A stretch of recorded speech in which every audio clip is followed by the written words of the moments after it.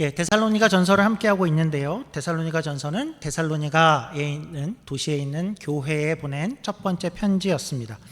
데살로니가는 그 당시에 큰 도시라고 말씀을 드렸었죠. 우리가 화면을 한번 다시 보듯이 이 도시는 우리 화면을 넘겨주시면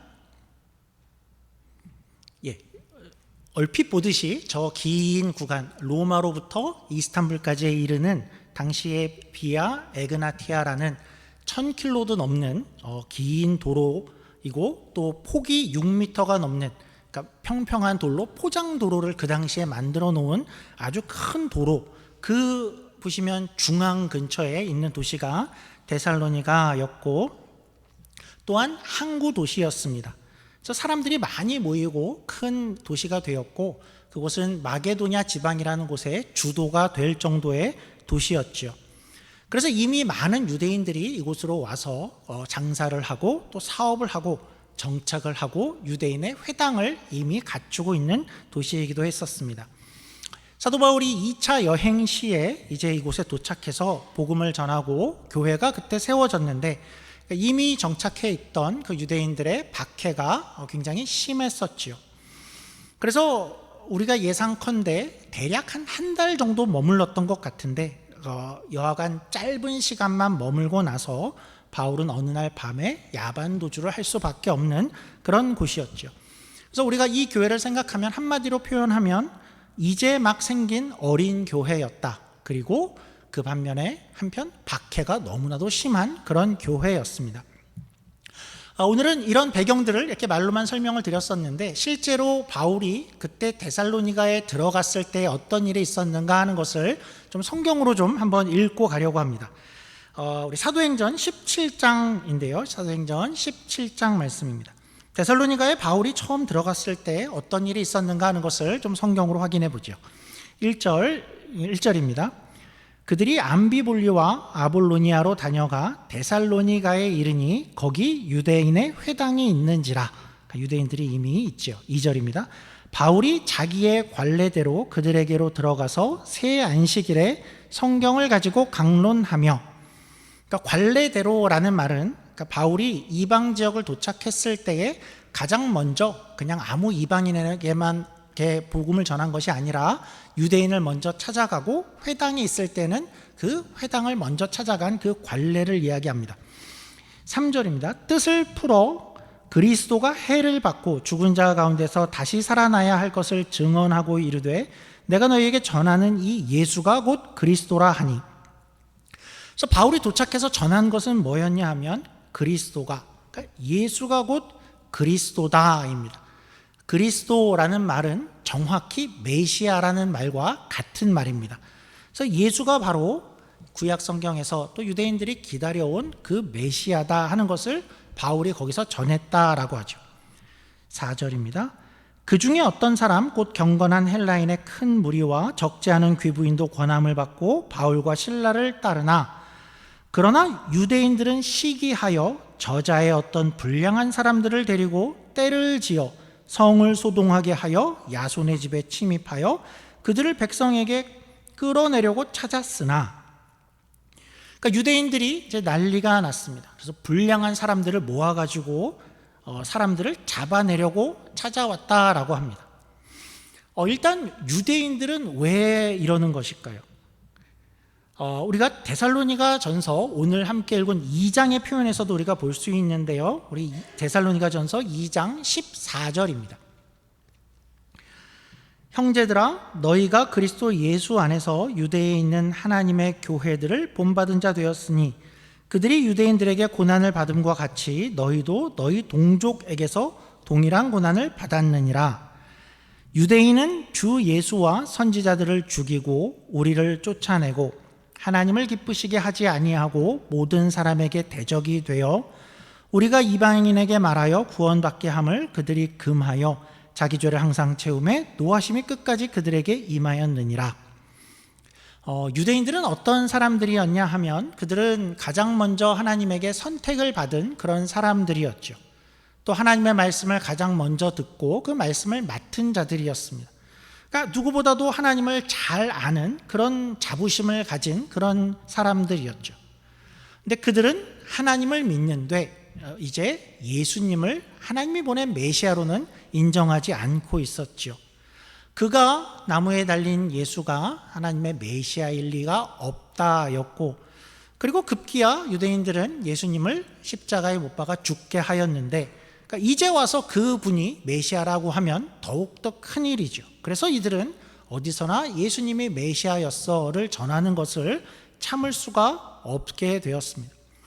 그리고 이것을 뜻하는 바가 무엇이냐 하면 우리 데살로니가 전서에서 이야기하듯이 이것이 뜻하는 바는 하나님이 이제 신약 시대가 되어서 이방인에게도 자신의 이름을 알리고 그 구원의 문을 열려는 그런 경륜 가운데에 있는데, 유대인들은 그 입장에서 이제 어떤 일을 하게 되냐 하면 이방인들이 구원을 얻는 것을, 그러니까 이렇게 하나님께 오는 것을 막는 역할을 하고 있다라는 그런 상황이 된 것이죠. 그러니까 그런 마음 가운데 유대인들은 격렬하게 사도 바울과, 그러니까 예수를 전하는, 예수님을 전하는, 십자가를 전하는 이들을 극렬하게 반대하게 되고 있었죠. 우리 이런 유대인들인데 사도행전으로 다시 돌아가 보죠. 데살로니가의 유대인들이 그래서 어떻게 했냐? 우리 6절입니다. 발견하지 못함에 야손과 및 형제들을 끌고 읍장들 앞에 가서 소리질러 이르되 천하를 어지럽게 하던 이 사람들이 여기도 이름에 야손이 그들을 맞아들였도다. 이 사람들이 다 가이사의 명을 거역하여 말하되 다른 임금 곧 예수라 하는 이가 있다 하더이다 하니, 무리와 읍장들이 이 말을 듣고 소동하여 야손과 그 나머지 사람들에게 보석금을 받고 놓아주니라. 밤에 형제들이 곧 바울과 실라를 베레아로 보내니. 유대인들이 시기하고 또 그래서 불량배를 끌고 와서 소동을 일으켰고, 바울과 그 동역자들이 있는 어떤 야손이라는 사람의 집에 쳐들어가서 이들을 잡으려고 했으나 발견하지 못하고, 그러니까 몸을 숨긴 것 같고, 그러자 이 유대인들이 야손과 다른 교인들을 잡아갔죠. 유대인들이 누구에게 데려가나 했더니 이제 읍장들이라는 사람들에게, 읍장들에게 데리고 갔다라고 합니다. 그리고 그들을 유대인들이 고소를 했다라고 하죠. 그럼 여기 일단 잠깐 짚고 넘어가죠. 여기 읍장들은 누구일까요? 별로 익숙한 단어가 아니죠. 우리 한국의 어떤 고을의 읍의 대장일까요? 동장, 읍장일까요? 그러지 않고 별로 익숙지 않고 성경에도 여기만 나오는 이 단어들인데, 일단 이 읍장들에게 유대인들이 이 교인들을 괴롭히려고 뭘 고소하나 하는 내용을 좀 보죠. 뭐라 그랬냐 하면 읍장들에게 가서 이 사람들이 뭐가 문제냐 하면 가이사 외에 다른 임금을 섬기려고 합니다 라고 고소를 하지요. 그러니까 국가 반역죄로 고소를 한 겁니다. 그러니까 이 사람들이 가서 로마에는 종교로는 이렇게 고소를 할 수 없으니까 이 사람들이 예수님을 메시아라고 합니다, 이런 거는 고소거리가 될 수 없으니까 국가 반역죄를 치우려고 한 것이죠. 여기는 조금 더 특별한 역사적인 이 도시의 배경이 있는데요. 우리가 데살로니가가 크고 주요한 도로에 위치해 있고 항구 도시고 대도시였고 주도였다라는 것을 우리가 생각했었는데, 한 가지 특징을 더 붙이자면 여기는 로마의 굉장히 우호적인 친로마 도시였습니다.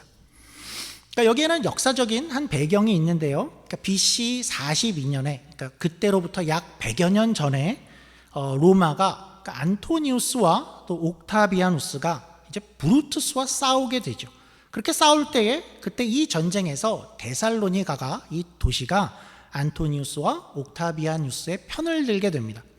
그래서 그 결과, 그런데 그 편든 편이 승리를 하게 되죠. 그래서 그때 이제 권력을 가진 이들이 이 데살로니가 도시에 특별한 혜택을 주게 됩니다. 그래서 이 도시는 그러니까 일명 자유도시, 자치도시가 되게 되죠. 그 뜻은 어떤 것이냐 하면 여기는 로마 군들이 와서, 그러니까 식민군으로 여기에 주둔하고 있지 않는다는 뜻이고, 여기는 그냥 그대로 너희 마음대로 자치적으로 선거를 해서, 그러니까 지도자들을 너희들이 뽑아서 알아서 자유롭게 다스려라 하는 그런 자유를 주지요. 로마 시민권도 주고 화폐도 마음대로 발행할 수 있게 하고, 그래서 그런 혜택을 받으니까 이 도시는 어떤 도시가 되냐 하면 로마에 더욱더 충성하는 도시가 되어 있었죠. 여기 읍장들이라는 이 독특한 단어는 바로 이 도시에서 자치적으로 그들이 스스로 뽑은 그 도시의 지도자들을 뜻하는 그 직책을 말하는 것이죠. 그래서 그 사람들을 우리가 그 사람들이라고 생각해 보면 가장 중요한 건 뭐일까요? 그들의 입장에서 로마와 계속 좋은 관계를 가지는 것이, 그리고 큰 혜택을 누리는 것이 매우 중요하겠지요. 제일 안 좋은 것은 로마의 반역자들이 나오는 것이죠. 그런 배경 하에서 오늘 유대인들이 이들을 괴롭히는 방법으로, 바울과 교인들을 제일 괴롭히는 방법으로 뭘 한 것이냐 하면, 나라에 우리 도시는 로마를 이렇게 섬기고 많은 혜택을 누리고 있는데 이 사람들이 반대를 하고 있습니다. 시저를 안 섬기고 가이사를 안 섬기고 다른 임금을 섬기려 하는 자입니다 하고 반역죄로 고소를 하게 된 것이고, 그래서 실제로 감옥에 가고 재판을 받게 하는 그런 박해를 하려고 한 것이죠. 그러니까 이런 상황이 되자 이제 바울은 그 밤에 이제 먼 곳으로 피신을 하게 되었었던 겁니다. 그래서 바울은 할 수 없이 그런 상황에서 이렇게 짧은 기간 후에 먼 곳에 가게 되었는데, 우리가 살펴봤다시피 먼 곳에 가서 바울이 제일 걱정되었던 것은 이제 시작된 교회가 걱정이 되어서 디모데를 보냈고, 디모데가 소식을 가져왔고, 그 소식을 듣고 이제 데살로니가 전서를 쓰게 되었었죠. 디모데가 가져온 소식은 좋은 소식과 조금 언짢은 소식이 같이 있었습니다. 우리가 되돌아보면 1장에는 좋은 소식들을 발견할 수 있었죠. 이 막 생겨난 교회가 너희의 믿음의 역사, 또 사랑의 수고, 소망의 인내가 있음을 바울이 감사하고 있고, 온 아가야와 마게도냐 지방, 오늘날로는 마게도냐와 그리스 전 지역의 믿음의 본이 되었다 하는 좋은 소식에 감사했었는데, 2장에 가니까 조금 언짢은 소식들이 눈에 띄었었죠.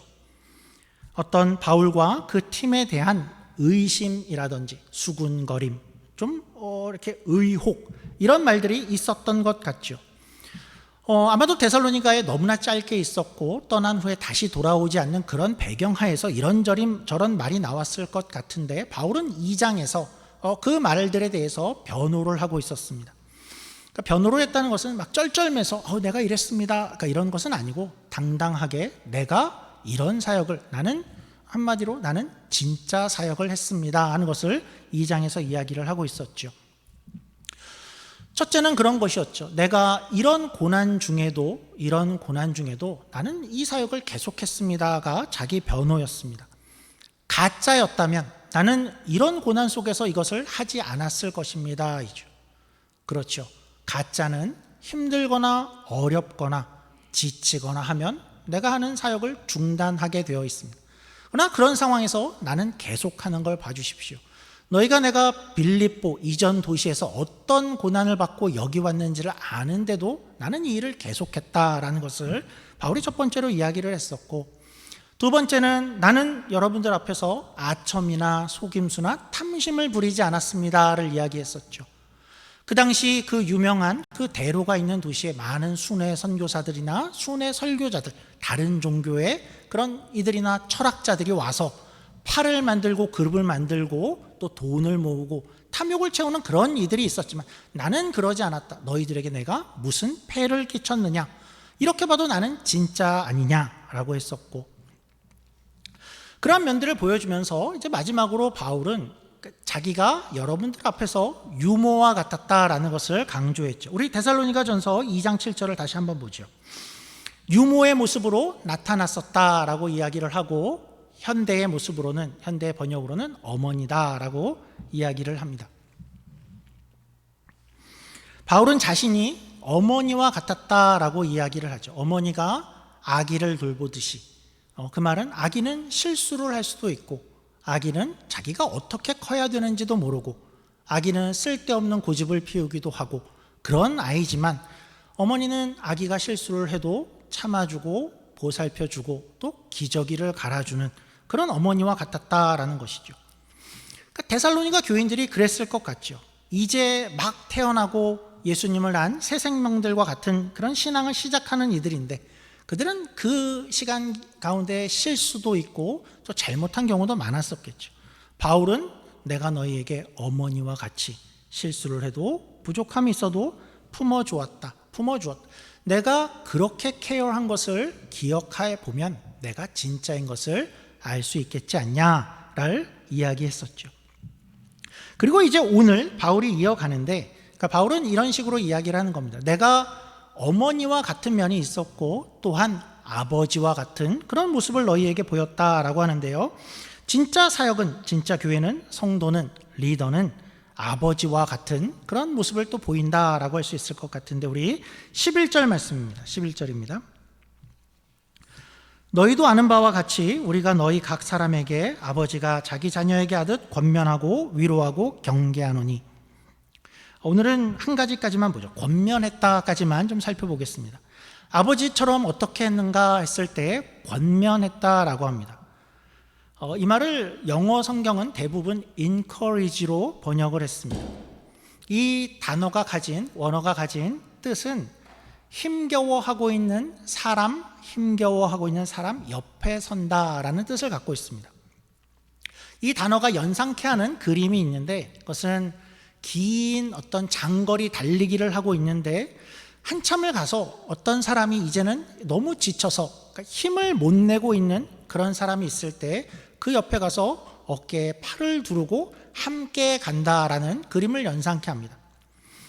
그러니까 우리가 어떤 마라톤 같은 것들을 생각해 보면 마지막까지 달려와서 마지막 스테디움에 들어와서 마지막 바퀴를 돌고 이제 결승점을 앞둔 어떤 사람이 있는데, 그가 거기 와서 이제 너무나 힘을 썼는지 비틀거리고 힘을 못 내고 이제까지 잘 달려왔는데 거기서 이제 어떻게 해야 되나 할 수 없는 것이 아닌가 비틀비틀 하고 있는 그런 사람이 한 사람 있었다고 생각해 보죠. 그때 곁에 어떤 다른 선수가 지나가게 되는 겁니다. 그냥 놔두고 나 혼자 결승점을 통과할 것인가, 아니면 그를 부축할 것인가. 어쩌면 그가 그를 부축했을 때 자기도 실격을 당할 수도 있을 것 같지만, 그런데 그 사람이 이 사람을 팔을 두르고 끝까지 결승점을 같이 가더라 하는 그런 어감을 가진 그런 단어가 바로 이 단어입니다. 그러니까 힘들어하는 이가 있을 때, 또 숨차는 사람이 옆에 있을 때에 모른 척하지 않고 나는 내 길을 가련다 하지 않고 그에게 팔을 두르는 그런 모습이지요. 여러분들 혹시 드라마 중에서, 그러니까 DP라는 드라마를 혹시 이렇게 보셨는지 모르겠습니다. 나온 지는 꽤 되었던 것 같고 많이 유명했었던 것 같은데, 저는 개인적으로는 일부러 좀 안 보려고 피하고 있었습니다. 왜냐하면 내용이 굉장히 우울할 것 같아서, 저도 마음이 힘들 것 같아서 안 보고 있다가, 그러니까 올해 좀 억지로 봐야 되는 상황이 생겨서 그것을 좀 보게 되었었습니다. 그러니까 이 드라마는 어떤 내용이냐 하면, 그러니까 군인들이 군대에서 탈영을 하게 되면 그 탈영을 한 병사를 이렇게 잡아오는 특별한 전담조에 관한 이야기입니다. 그러니까 DP라는 뜻이 군무이탈 체포 전담조랍니다. 그러니까 헌병대 안에 어떤 사람들이 그 일을 맡는 이들입니다. 그 드라마 내용에는 당연히 이제 군대에서 어떤 이들이 탈영을 한 여러 상황들이 묘사되게 되었죠. 군대 안에서 왕따를 당하고 괴롭힘을 당하고 고문관 취급을 받는, 그러니까 못 살게 하는 그런 모습 때문에 결국 탈영하는 병사들의 내용들이 많이 나와 있는데, 역시나 굉장히 TV로 보기에도 마음이 힘들었습니다. 그러니까 그런 상황들 중에서 이제 여러 명들이 결국은 참지 못하고 탈영을 하게 되는데, 나와서는 도망 다녀야 되고, 또 분노와 또 그런 억울함 때문에 나를 괴롭혔던 이들을 찾아가서 복수하는 장면도 있고, 또 어떤 이는 군대 안에서 괴롭히는 애들에게 총기 난사하는 그런 장면들도 나오게 되고, 또 도망간 이들이 여러 명이 결국은 자살을 하는 그런 장면들이 나오게 되었습니다. 참 참담하죠. 그 참담함은 그 괴롭힘을 당한 병사만 겪는 참담함은 아니었는데, 그렇게 잘못된 결말을 맞이하는 병사의 또 가족들의 모습들도 그려지게 됩니다. 내 아들을 군대에 기껏 보냈는데 내 아들이 결국 그렇게 되는 것을 보게 되고, 내 동생이 결국 마지막을 그렇게 되어지는 것을 보는 그 가족들의 마음이 참 참담했지요. 근데 그 가족들이, 이제 여러 가족들이 그 원통함과 원망을 가지고 절규하면서 이렇게 반복하는, 그러니까 대사들이 좀 있었습니다. 이런 것이었죠. 군대 관계자들, 그 안에 있는 이들에게 이런 얘기를 하는 겁니다. 거기 안에 있을 때, 우리 아들이 살아있을 때 우리 아들이 그렇게 괴롭힘을 당하고 그 일을 당하는 것을 보았을 텐데 그때 좀 도와줄 수 없었겠는가 하는 그런 이야기입니다.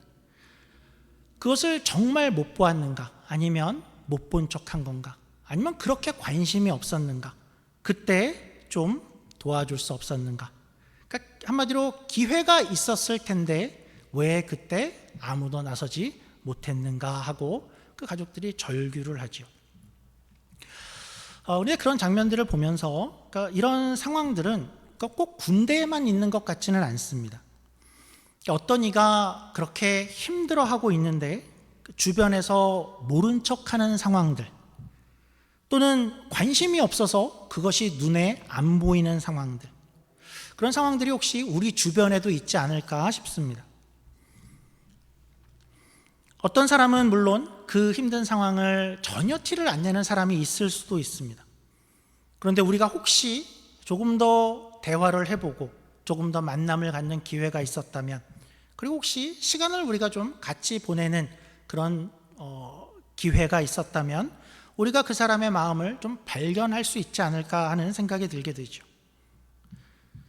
혹시나 그가 그냥 놔두면 군대의 탈영이라는 마지막 그런 선택처럼 이 사회에서 자신의 삶을, 또 자신의 어떤 모습들을 결국은 포기하는 그런 결단을 하게 되지 않을까. 끝까지 가기 전에 어쩌면 우리가 좀 돌아볼 수 있지 않을까 하는 생각을 하게 합니다. 현대 우리 서구 사회, 이 사회는 개인주의 사회이지요. 그러니까 어떤 때는 물론 우리가 개인의 어떤 스페이스를 좀 보장해 줘야 되고, 또 개인의 프라이버시를 많이 존중해 줘야 되는 것이 맞을 때가 있습니다. 근데 혹시 교회인데, 우리는 교회인데 우리도 어쩌면 그런 사회 속에서, 그러니까 교회의 성도들끼리도 어떤 프라이버시와 거리를 두는 것이 너무나 익숙해져서 서로의 모습에 너무 관심을 안 두지는 않은가 하는 생각을 하게 됩니다.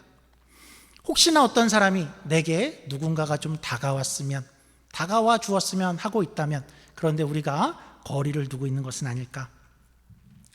그런 면에서 바울을 좀 생각해 보면 바울이 오늘날 여기 있다면 어땠을까 싶습니다.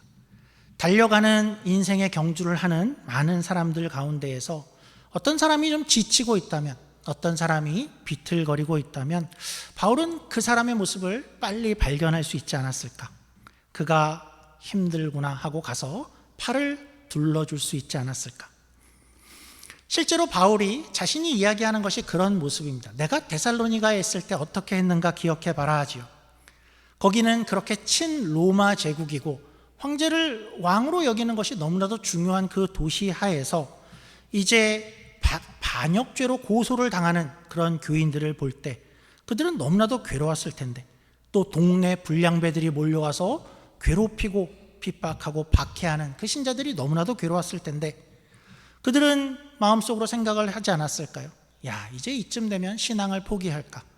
국가 권력이 나를 이렇게 괴롭히고 동네 불량배들이 나를 이렇게 대하는 그런 상황이라면 이제는 교회를 포기하고 신앙을 포기하고 예수님을 포기해야 되는 것이 맞지 않을까. 그런 이들이 아마 많았을 것 같습니다.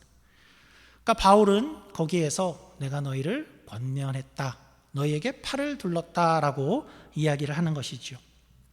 어떻게요? 아버지가 아들을 대하듯이. 아버지는 아들을 포기할 수가 없죠. 아무리 비틀거리고 쓰러져도 팔을 두르고 함께 가는 것이 아버지의 마음인데, 아버지처럼 내가 그 자리에 나섰다라는 것입니다.